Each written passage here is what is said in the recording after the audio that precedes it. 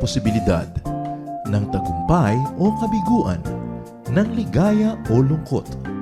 Kaya marapat lamang na tanggapin si Jesus bilang tagapagligtas at Panginoon. At matapos yun ay panariwain ang katapatan at paglapit sa Kanya bawat araw o day by day. Ang day by day ay naglalayong umalalay sa pang-araw-araw na pamumuhay. Narito po si Kuya Ed Lapis sa mensaheng pinamagatang Too Blind to See.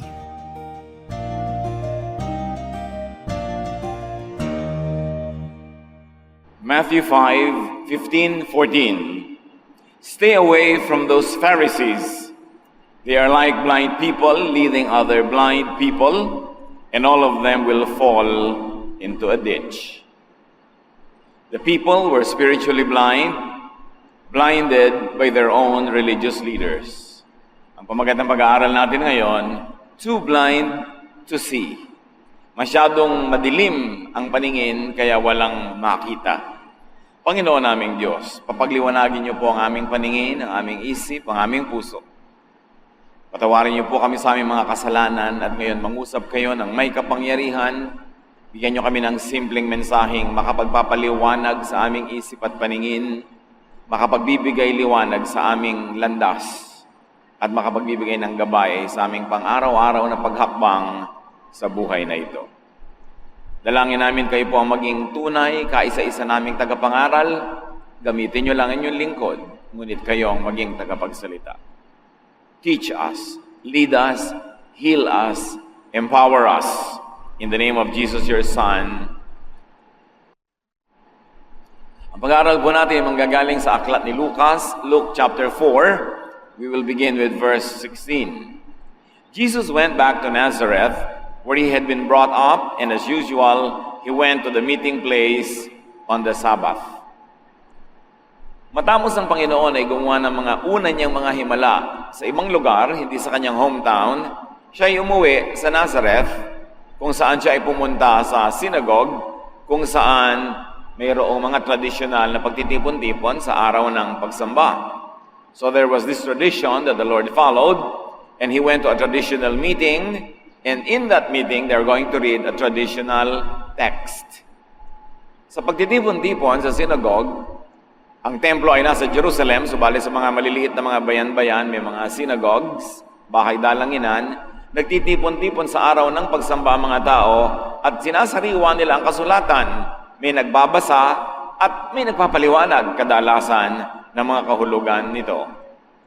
At ang Panginoon ay pumunta sa isang ganong pagtitipon.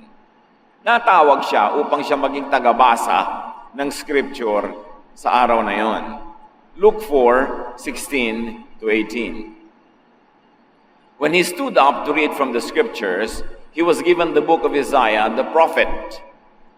He opened it and read, "The Lord's Spirit has come to me, because he has chosen me to tell the good news to the poor. The Lord has sent me to announce freedom for prisoners, to give sight to the blind, to free everyone who suffers, and to say, this is the year the Lord has chosen." Ang Isaiah ay isa sa mga pinaka-popular at pinaka-makapangyarihang kasulatan sa Lumang Tipan. At syempre, nung panahon ng Panginoong Hesus, wala pa namang New Testament. Ang talagang binabasa ay Old Testament scriptures. At sa binasa ng Panginoon na ito galing sa Isaiah, ito ay tumutukoy doon sa darating na Messiah, sa darating na tagapagligtas. At ang sinasabi dito, ang propeta ay nagsasalita para doon sa darating na propeta, ay pinili daw ng Espiritu ng Diyos itong sugo na ito, at pinili siya upang magbalita ng magandang balita sa mga kapuspalad, sa mga mahihirap, para niya ideklara ang kalayaan para sa mga bilanggo, magbigay ng paningin sa mga bulag, at palayain ang mga nagdurusa. Sabi ng kasulatan, ang panahon na yon ay dumating na sa oras na ito. Those were being said in the past, but now this was the reading that Jesus was asked to deliver before the congregation. It was prophecy, but it was exactly about Jesus. At hindi aksidente na siya ang hinirang na magbasa nito matapos niyang gawin ang mga himala na patunay at patuloy na magpapatunay kung sino siya. Ito'y parang echo ng Luke 4:18 na binasa natin. The Lord's Spirit has come to me. Yun ang binasa ni Jesus. At alam natin that after baptism, after the Lord was baptized, Matthew 3:16 to 17, so was Jesus baptized. And as soon as he came out of the water, the sky opened, and he saw the Spirit of God coming down on him like a dove. Then a voice from heaven said, "This is my own dear Son, and I am pleased with him." Matapos ang Panginoong Hesus ay mabautismuhan, bumuka ang langit, nabuksan, bumaba ang Espiritong Banal na anyo ay parang bumababa na dove, na siyang logo natin sa day by day, parang bumababang dove na parang korteng apoy, which is also the symbol of the Holy Spirit. Fire and dove. At may tinig na nadinig at sinabing, ito ang aking minamahal na anak, kinalulugdan ko siya. So, sa Matthew 3:16 to 17, sa bautismo ni Jesus ay natupad ang prophecy ng Isaiah. Dahil si Jesus ay dumating, and it was the first public declaration of who Jesus really was, the Son of God. At balikan natin ang Luke chapter 4 verse 18 na binasa ni Jesus. Because he has chosen me to tell the good news to the poor. Now, Jesus was no longer reading this as prophecy of the past, but he is reading this as a fulfillment in the present, in his present time. Sabi niya, he has chosen me, meaning the Lord, to tell the good news of the poor. And actually, the good news of the poor is salvation by faith. That's the good news. Because the bad news is salvation by works. Na yung itinuturo ng relihiyon ng Israel na walang katapusang paggawa, walang katapusang performance, walang katapusang pagsisikap to be perfect, bad news yun because nobody could be perfect. No one is righteous, not even one, the Bible says. So bad news pag salvation by works. But Jesus was sent by heaven to declare the good news, salvation by grace, through faith in Him. And sabi niya, to tell the good news of the poor, not to the financially poor, but to the poor in spirit. To those who are religiously impoverished. At yan ang Israel, mayaman sa relihiyon, pero mahirap ang espiritu sa lahat kulang. Punong-puno ng hirap, at yung mga relihiyoso ay punong-puno ng pagkukunwari. Poor in spirit. At yan ang sinasabing, blessed are the poor in spirit because they will be enriched. They will be taken care of. Basta ina-acknowledge mo, tinatanggap mo na poor in spirit ka. Sino ba yung rich in spirit? Yung nagkukunwari o yung nag-aakala na siya ay made, siya ay okay na, siya ay perfect na, tama na. Hindi na yun mabe-bless. Kasi self-righteous na. Pero yung umaamin, tumatanggap na siya ay kulang na kulang, yun ang pagpapalain. At sabi ni Jesus, He has chosen me to tell the good news to the poor. At sa pagpapatuloy ng kanyang binasa, verse 18 pa rin, the Lord sent me to announce freedom for prisoners, to give sight to the blind, to free everyone who suffers. Ngayon, ito ay spiritual freedom for the religious prisoners, not the political prisoners. Kaya merong mga gustong kidnapin si Jesus, agawin at puwersahin siya to be declared King of Israel because their expectation of the Messiah who was to come was a political one. Hindi political, kaya hindi political prisoners ang papalayain niya. Prisoners of religion. Prisoners of misguided religion that Israel has been having for centuries. Spiritual freedom for the religious blind, not to all physically blind.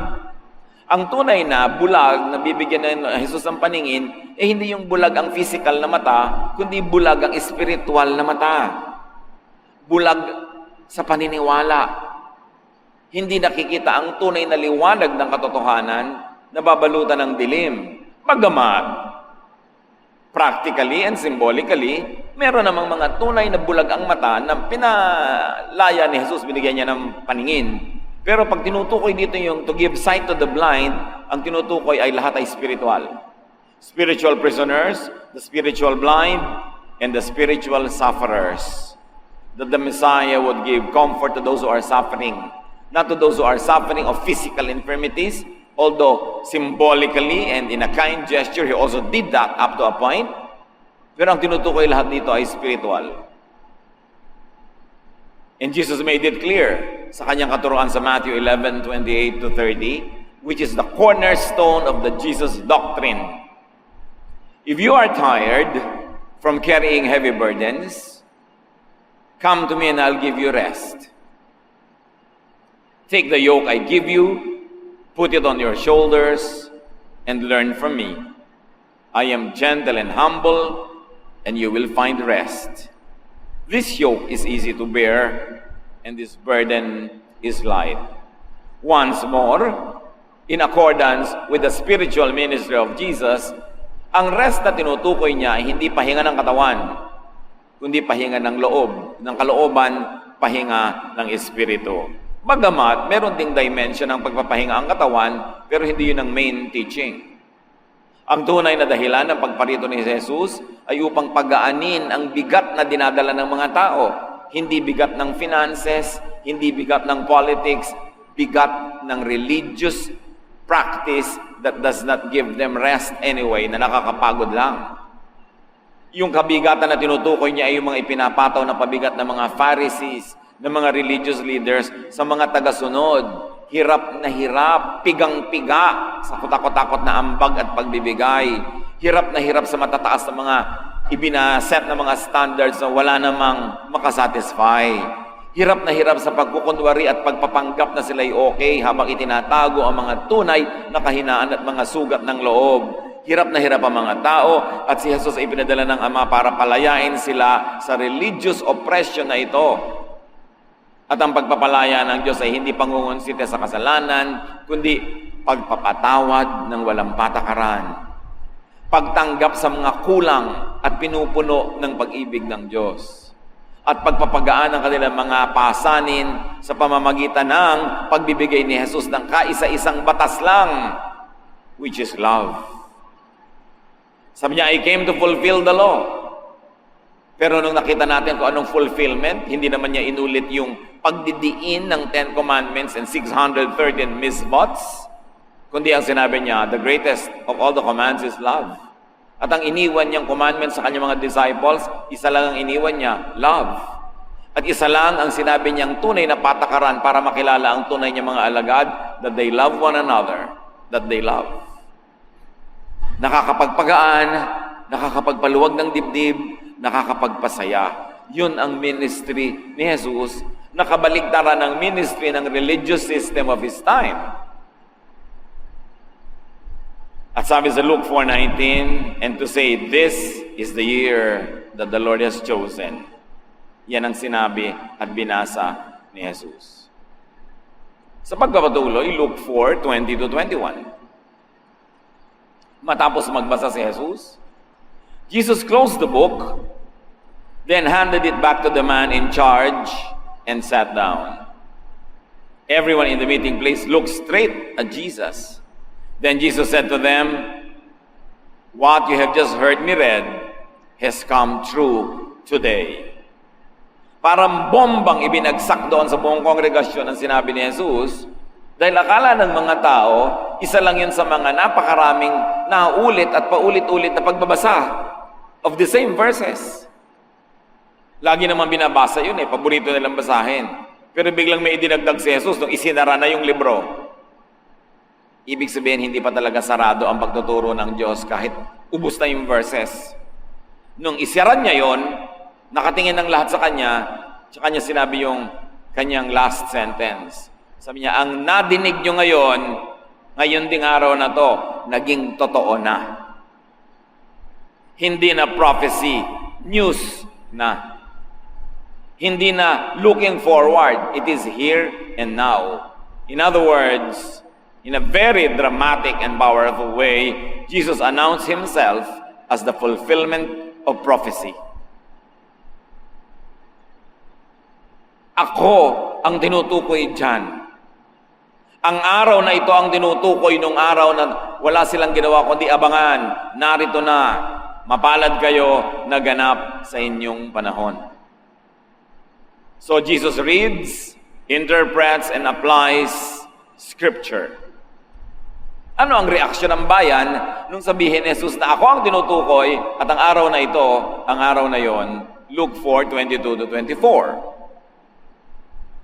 All the people started talking about Jesus and were amazed at the wonderful things he said.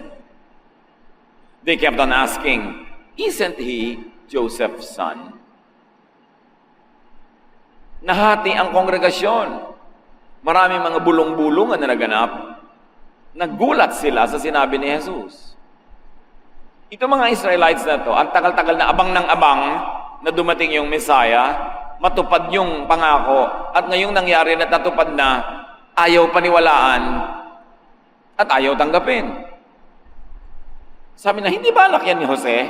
Ang ibig sabihin, sino na ba naman yan? Ano ba naman ang tatay niya? Hindi naman scholar, hindi naman prophet, hindi naman priest, isang karpinterong karaniwan. Bakit kung ano-anong pinagsasasabi niya? So yung pagtataka nila is actually a symbol of rejection. They were rejecting the message because they did not like the messenger or the parents or the ancestry of the messenger. Jesus answered, verse 23, "You will certainly want to tell me this saying, 'Doctor, first make yourself well.' You will tell me to do the same things here in my own hometown that you heard I did in Capernaum. But you can be sure that no prophets are liked by the people of their own hometown." Sabi ni Jesus, sigurado ang susunod nyo sasabihin, yung tunutulad na sinasabi din sa kasulatan, "Doktor, pagalingin mo ang iyong sarili." At ang kasunod niyan, hihilingin yung maghimala rin ako dito, tulad ng nabalitaan yung ginawa ko sa Capernaum. Sabi niya, makakatiyak kayo at alam nating lahat, walang propeta ang nagugustuhan at tinatanggap ng sarili niyang bayan. As we have said earlier, Jesus did miraculous acts in Capernaum, outside of his hometown, Nazareth. He had become well known. And then Jesus continues, Luke 4:25-26. Once during the time of Elijah, there was no rain for 3.5 years, and people everywhere were starving. There were many widows in Israel, but Elijah was sent only to a widow in the town of Zarephath, near the city of Sidon. Sinariwa ng Panginoon ang nakaraan at ang kasulatan. Sabi niya, maaalala niyo pa, nung panahon ni Elijah, 3.5 taon na hindi umulan. Natuyo ang lupa, walang agriculture, nagutom ang lahat. There was a famine. People were starving to death. At sa dinami-rami ng mga balong babae sa Israel, si Elijah na sugo ng Diyos ay hindi ipinadala sa sino man sa kanila, kundi siya isinugo sa isang balong babae sa Zarephath, malapit sa lungsod ng Sidon, at ang mga tao doon ay Gentiles, hindi Jews. They were not Israelites. Ano ang idiniin ni Jesus? Jesus emphasizes how the Israelites were not really blessed. How they were not really as blessed as they imagined themselves to be. Sobrang nakasing self-righteous ang mga Israelites. Sobrang self-centered, ethnocentric. Akala mo sila ang sentro ng mundo. Sila lang ang mahal ng Diyos. Sila lang ang bayang pinili. Kaya pinaalala sa kanila ni Jesus, guni-gunin nyo yan.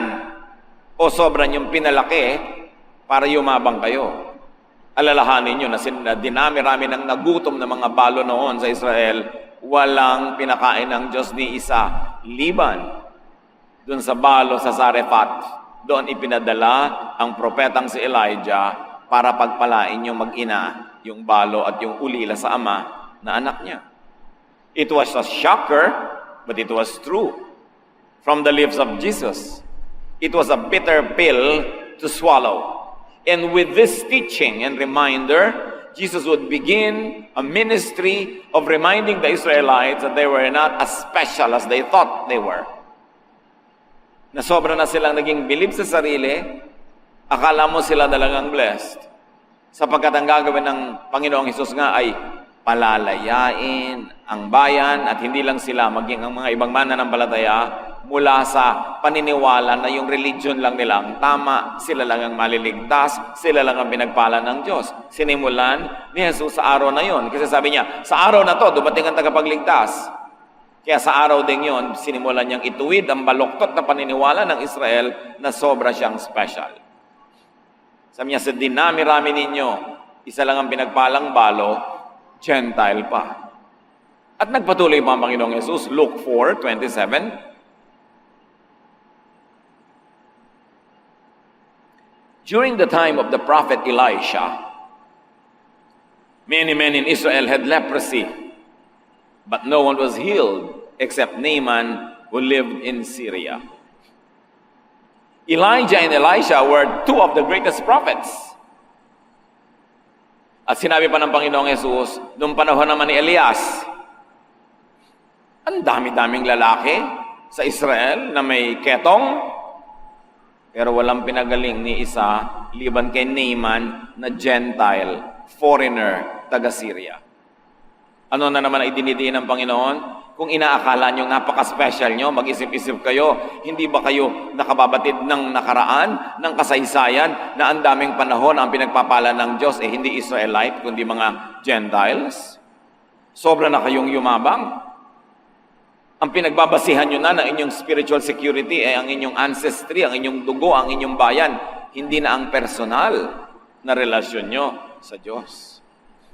Kaya huwag kayong pakasisiguro na laging kayo ang pagpapalain dahil maging sa kasaysayan ay napatunayan na hindi yan totoo. Jesus emphasized how the Israelites were not really blessed. Were not really as blessed as they imagined themselves to be. Jesus emphasized that the Israelites were not really that chosen.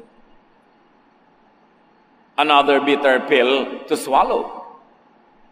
Hindi madali sa kanila na napapaniwala nila kanilang mga sarili that they were the chosen race, the chosen nation. Sabi ni Lord, well, chosen up to a point, but don't think that it's a blanket choice that is always you, no matter what. Pinatunayan sa kasaysayan na hindi ganyan ang application ng konsepto ng being chosen. You were chosen to be an instrument to be a blessing to the nations, pero hindi lang kayo ang chosen to be blessed. Jesus critiqued Israel's religious poverty and bankruptcy. Actually, all his life, that's what he would do. Jesus showed how Israel was so spiritually lost in spite of Israel's religiosity. And Jesus exposed the failures of Jewish religiosity and spirituality.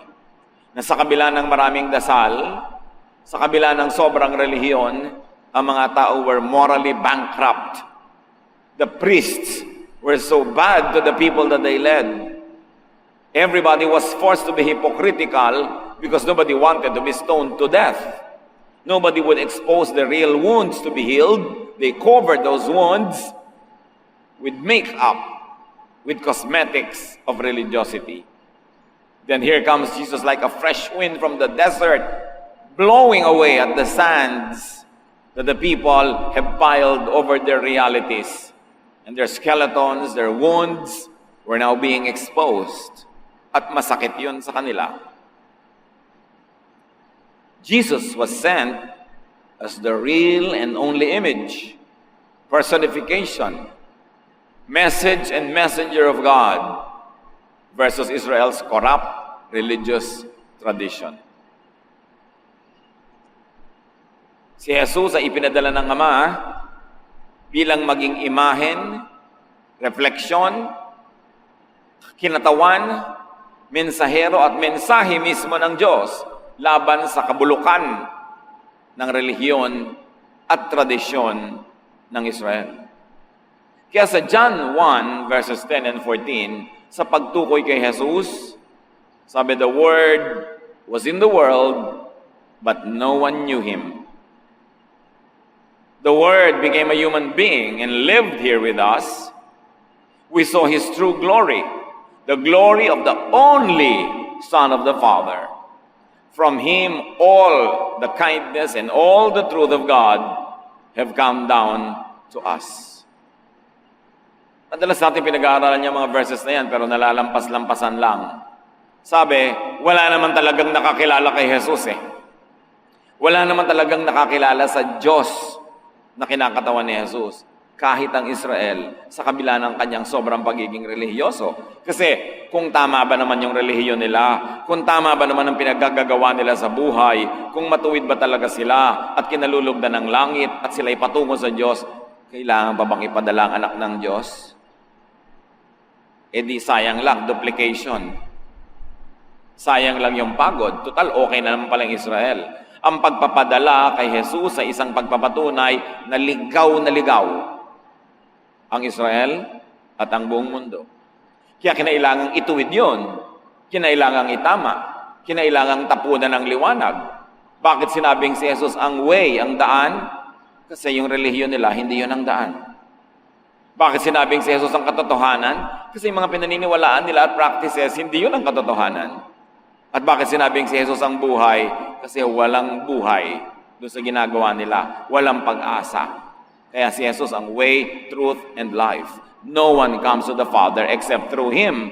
Therefore, walang makakarating sa Ama kung susundin lang nila yung matatandang tradisyon ng kanilang bayan, yung kanilang mga paniniwala at mga pinaggagawa sa buhay na nakakapagod lang, pero wala naman palang mararating.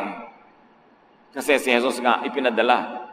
At sinabi pa ng John 1:14, lahat daw ng kabaitan at kabutihan ng Diyos at lahat ng katotohanan pwedeng malaman tungkol sa Diyos ay dumating sa atin sa pamamagitan lang ni Jesus. He is the only way. That's why it was necessary for the Father to send Him, because the world, and very especially this Israel, that was already so ethnocentric and self-centered and self-righteous, they were all wrong. At hindi madaling tanggapin yon. That's why the religious people wanted Jesus dead. Sabi sa Colossians 2:9, for in Christ all the fullness of the deity lives in bodily form. Ang lahat-lahat ng kabuuan ng Panginoong Diyos Ama sa langit ay nasa nabuhay na taong si Jesus. Na Diyos at tao. Wala ka ng kulang, wala kang sobra. Lahat ng pwede at dapat nating malaman at makilala tungkol sa Diyos, ipinakilala sa pamamagitan ni Jesus. Hindi sa pamamagitan ng naunang nilang mga kaugalian, ng mga propeta, ng mga kautusan, na sinabi nga ni Jesus, puro pabigat, puro pahirap. Kaya sobrang niyang pinagalitan yung mga religious leaders of His time. Kaya si Jesus ang dapat kilalanin, ang katuroan niya ang dapat alamin at unahin, at ang kanyang mga pamamaraan ang dapat mangibabaw sa lahat ng mga pamamaraan. Lalo sa mga pamamaraang relihiyoso na taliwas sa lungat at kabaligtaran ng mga itinuro ni Jesus. Ikatutuwa ba ng kongregasyon yung nadinig nila kay Jesus? Luke 4:28-29, sa pagpapatuloy at pagwawakas ng kwento. When the people in the meeting place heard Jesus say this, they became so angry that they got up and threw Him out of town. They dragged Him to the edge of the cliff on which the town was built because they wanted to throw Him down from there. But Jesus slipped through the crowd and got away. Nagalit yung mga tao. Alam niyo ba, ang pinakamadaling magalit na tao ay yung mga relihiyoso? Oras na may nadinig na kakaiba. Kakaiba sa nakasanayang marinig, kahit na ang nakasanayan ay mali naman, saka uulit-ulit, akala niya yun na tama. Ang pinakamadaling magalit mga relihiyosong tao, madaling ma-offend, At pinakamadaling maging malupit, mga relihiyosong tao, lalong-lalo kung sa palagay nila, sila'y nagiging malupit dahil ipinagtatanggol nila ang katotohanan ng Diyos, that they are defenders of the faith. Kitang-kita sa kwentong ito, kauna-unahang public teaching ni Jesus, kauna-unahang public preaching and ministry, violence ang naging ending. Nagsiklab ang galit ng mga tao nung binigyan sila Jesus ng salamin at nakita nila ang kanilang mga sarili. Ang gusto lang kasing makita ng tao ay mga guni-guni tungkol sa kanyang sarili. Pero pag sinabihan mo ng totoo, sa iyo magagalit. Para mga taong ayaw pumunta sa doktor, gusto lang pumunta sa mga manikurista at mga therapist para masaya. Pero pag tunay na doktor at dentista, ayaw puntahan. Kasi masakit magpagaling ng sugat. Pero walang ibang paraan. Ang paglalanggas at paglilinis ng sugat ay masakit. Pero yun ang dapat. At yun ang ginagawa ni Jesus. Ipakita sa tao ang kahubadan, kasalatan ng kanilang pagiging relihiyoso. Na napapagod lang sila pero wala namang pinupunta ang kanilang espiritu. At lalo lang bumibigat ang mga dala nila habang nagiging relihiyoso sila. Gusto silang palayain ng Panginoon, pero ayaw nilang lumaya. Guminhawa na sila at nagustuhan na nila ang pagkakatali, ang pagkakagapos. They did not want any change. So nagalit sila, kinaladkad si Jesus. Palabas ng sinagoga hanggang patungo doon sa gilid ng bayan na matarik na bangin. At doon nila gustong ihulog si Jesus para mamatay siya. Hindi lang siya. They wanted to kill the message. Therefore, they wanted to kill the messenger. The people were so blind, too blind to see the real light. And do you think that's history? That is also current events. Because even today, when you preach Jesus, many people like to kill the message and the messenger. Kung gaano ang Israel ay sobrang nasanay sa kanilang mga religious traditions na ang hirap sundin, hindi naman masunod, napipilitan ng lahat ng tao magbalat kayo, ganon din ang maraming mga mananampalataya hanggang ngayon. Nasanay na rin sila sa relihiyon of the last 2,000 years. Nasanay na rin sila sa relihiyon na minana nila kung kani-kanino, na ang konti-konti na naman ng bahagi na galing kay Jesus. Sapagkat kung nung Old Testament ay tinabunan ng mga religious leaders ang Diyos Ama, matapos naman si Jesus magturo at umakyat sa langit, matapos ang New Testament times sa nakaraang 2,000 taon, natabunan na muli si Jesus ng mga tradisyon ng churches na pinaghalo-halo, mga bulanglang at salad na pinagsama-samang Old and New Testament hardships. Kaya marami ngayon, sasabihin ng mga tao, tanggapin mo si Jesus at makakalaya ka, lulog ang iyong buhay. It is salvation by grace, not by the law, not by works. At matapos mong tanggapin, bilang sasabihin sa'yo ng teacher, huli ka. Ngayon, na born again ka na. Heto na ang mga bagong batas. Ang dami uli. Ibinalik ka sa law. Matapos kang libangin na by grace, yung pala i-maintain mo na naman ang holiness mo by law, takot-takot na mga inimbentong mga bawal na ninong panahon ni Jesus hindi niya na-imagine na magiging bawal pala. Tinabunan ang Diyos Ama noong Old Testament times. Noong New Testament times, ibinalik ni Jesus ang Ama sa pamamagitan niya dahil siya ang personification of the Father. Pero matapos ang panahon na yon, sa nakaraang kasaysayan ng lahat ng uri ng denominasyong Kristiyano, anumang sekta yan, anumang kongregasyon yan, marami na namang nadagdag na mga tradisyon invented by men. Marami na namang nadaming mga bawal. Kaya ngayon, para rin nung panahon ng New Old Testament at panahon ni Jesus, ang mga nagkakasala, kailangan mag-underground, kailangan magtago, daluusigin. Kailangan mag-pretend na okay sila. At ang mga Kristiyano ngayon, tulad din ng mga panahon ng Old Testament, judgmental, gustong laging mambato, gustong laging mangusig, bumalik lang. Kaya panahon na para ibalik uli si Jesus sa kanyang church. Dahil matapos ang 2,000 taon, siya naman tong natabunan. Most of the church is much like The Jesus hearers in Nazareth, they are blinded by tradition. At pag sinabi natin ngayong tradition, hindi na Old Testament tradition, kundi post-New Testament traditions at dinagdagan pa ng ilang piling-piling Old Testament traditions, mas sumirap. They are stuck with tradition, and they have so much tradition that there is no space for Jesus. Kaya ang sabi ng John 1, 9 to 11, the true light that shines on everyone was coming into the world. The Word was in the world, but no one knew Him, though God had made the world with His Word. He came into His own world, but His own nation did not welcome Him. Kung hindi winelcome ng Israel noon si Jesus, ang tanong, welcome ba si Jesus ngayon sa Christian churches?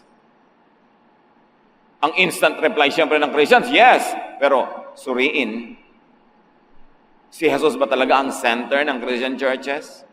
Teachings ba niya talaga ang nangingibabaw o isa lang siyang motif, isang dekorasyon, but in actual daily life, ang nangingibabaw ay Old Testament prophets, New Testament disciples, nasan si Jesus?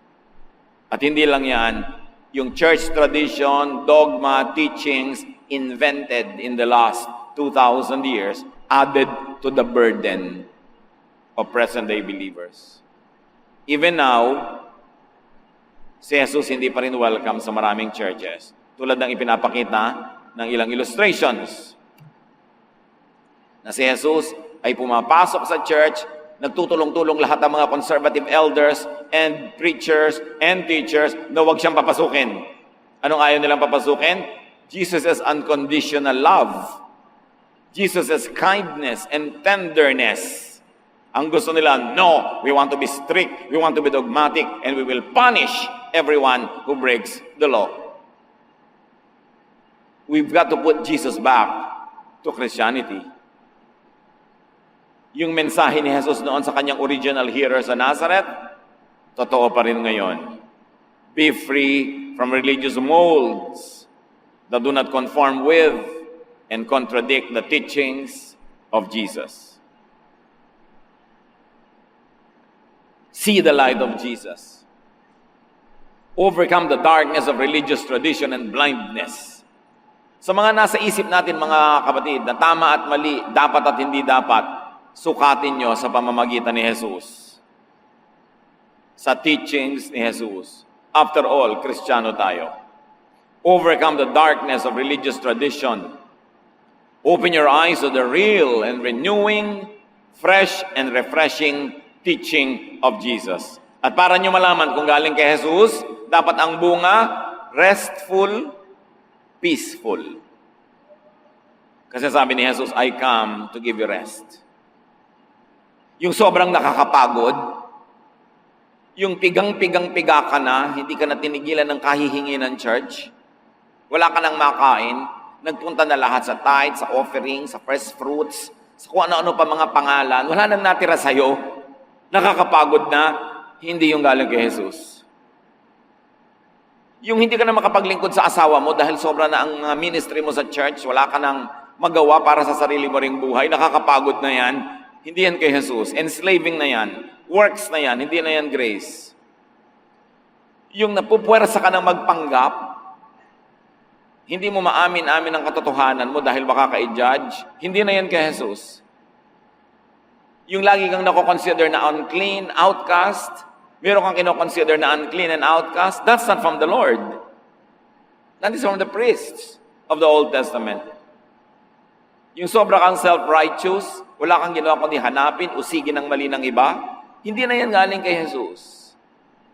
Yung sobrang pagod na pagod ka sa kalilingkod, wala ka na rin pahinga, hindi na rin galing yan kay Jesus. Kasi kahit ang mga disciple niya, nung pagod na, nagmi-minister sa mga may sakit at mga gutom, niyaya niya muna mag-retreat para magpahinga eh. Mabait si Jesus. Maunawain, mapagmahal, mapagpatawad. Pag hindi ganon, hindi yun kay Jesus. Kahit nagpapanggap na Christian. Dapat nang tanggalin ang mga maskara. Dapat tapunan ng liwanag ang maraming madidilim na sulok, even of the Christian churches. Dapat papasukin si Jesus, kung hindi lang sa puso, kundi sa church. Tinabunan din ang anak matapos ang New Testament times. Ang challenge ngayon mga kapatid is to discover and resurrect the Jesus of the Gospels. Not the Christ of the churches. Kasi marami na silang idinagdag na costume, na motif, kung ano-anong mga flavor na wala na yung Jesus. Kailangan yun ang balikan. Put Jesus back to His church. Back to Christianity. Back to our lives. So suriin natin, suklayin ang ating mga paniniwala, ang mga right and wrong concept natin. Tingnan natin kung ganun nga ang kay Jesus o kung kanino lang pala natin napulot. The challenge is to really know Jesus of the Gospels and to evolve, operationalize a Christianity that is really Jesus-based. Lahat tayo may homework, basahin, pag-aralan, pagbulay-bulayan ng Gospels. Unahin yan sa lahat ng pinagbabasa natin kahit galing sa Bible. Jesus is the center of things. In Him, the fullness of the deity lives in bodily form. He is the way, the truth, and the life. Walang iba. Aming Diyos, turuan niyo kami na manumbalik sa iyong anak na si Jesus. Matuto kaming manuri. Teach us to examine our spirituality, our religiosity, and filter it through the love, the teachings of Jesus. Turuan niyo kami maging tulad niya, hindi tulad ng mga propeta o ng mga disipulo o ng sino man, kundi tulad ni Jesus. Pagbulay-bulayan natin ang kahulugan yan, mga kapatid, ipamuhay and find rest, find life, find peace, and also give to others life and peace and rest. That is what Jesus is all about. Panginoon, sa ilang saglit na ang iyong mga anak ay magbubulay-bulay, gabayan mo upang makita namin kung saan mga definite parts of our lives relevant ang pag-aaral na ito. Teach us. Continue to change us. Continue to make us more and more like your Son, Jesus. Be with the Lord in silent reflection.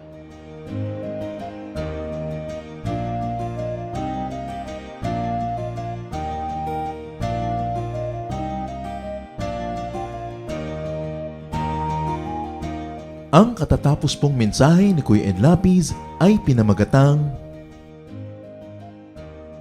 Too Blind to See.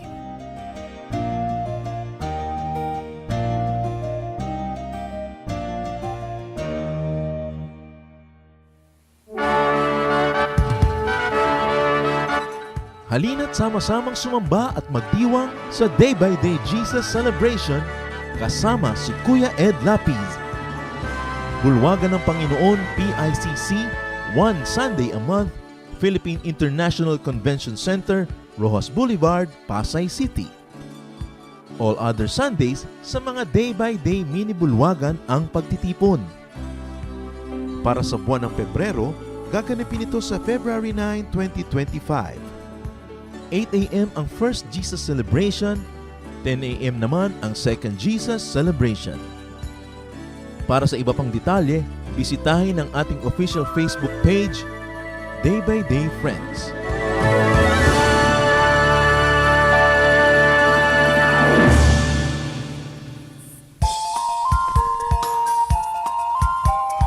Hi everyone! Ako po si Pastor Jo Marie Di Palio. Inaanyayahan ko po kayo na dumalo sa Jesus Celebration ng ating Day by Day Valenzuela. Tuwing linggo po, 5:30 ng hapon sa Mine Hall No. 6, Langka Street, Antonio Subdivision, Dalandanan, Valenzuela City.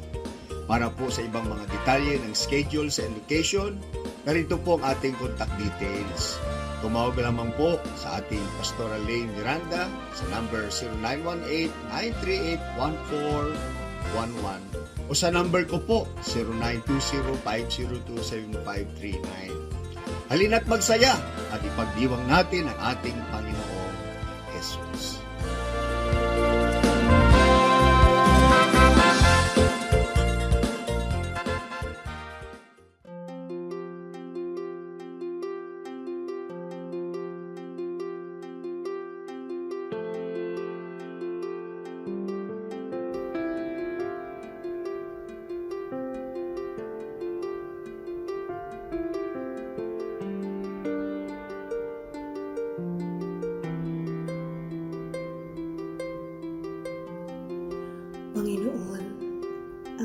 niyo sa akin, lumapit lang sa inyo.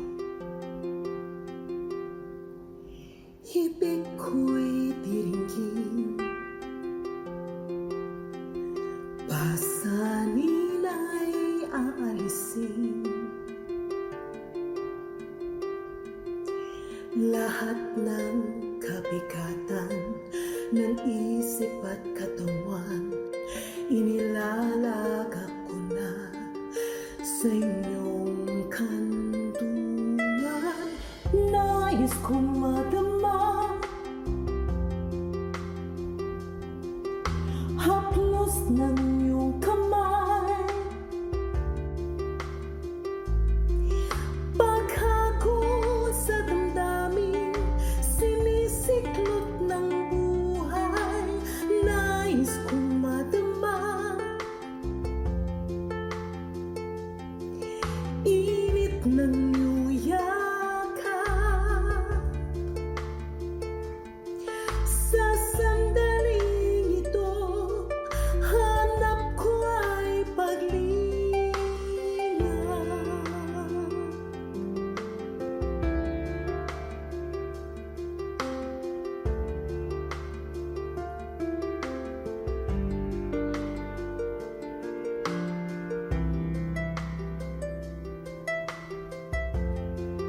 Panginoon, tinatanggap ko po ang inyong paanyaya.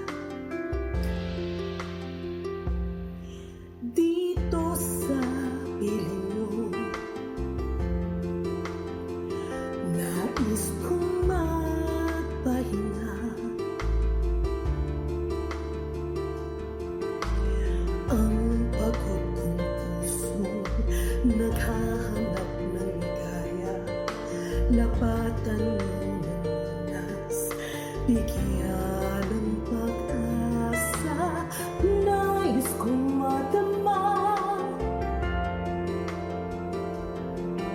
haplos ng iyong kamay, paghakot sa damdamin, sinisiklot ng buhay. Nais kong madama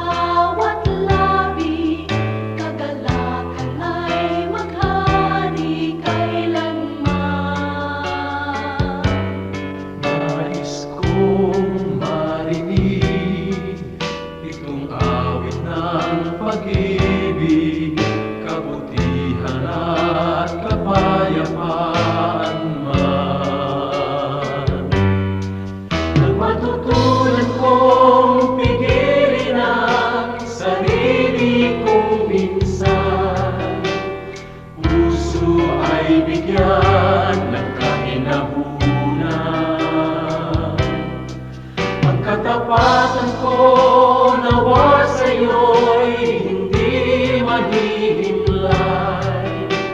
Mapagtiis na puso, kabaitan ang taglay. Bunga ng Espiritu, mayroon ka ba sa buhay mo? Ang kinakailangan na ipakita ng Kristiyanong tunay. Bunga ng Espiritu, kung wala sa buhay mo, kay Jesus tanggapin mo. Bunga ng Espiritu.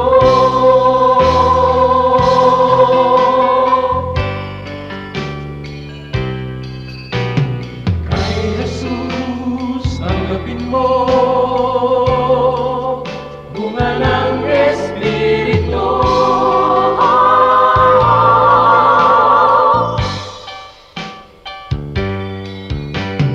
Bunga ng Espiritu, mayroon ka ba sa buhay mo?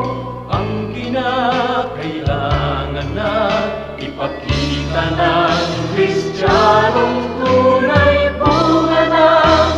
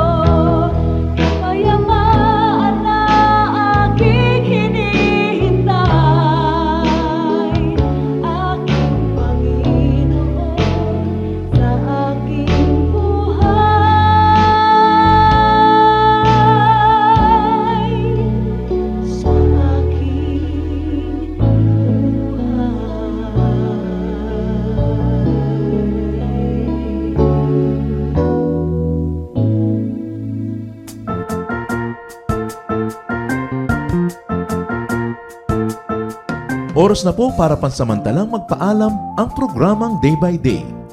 Tayo po'y magsama-sama tuwing ika-6 hanggang ika-7 ng umaga, araw-araw. Magandang umaga po at mabuhay ang Panginoong Hesus!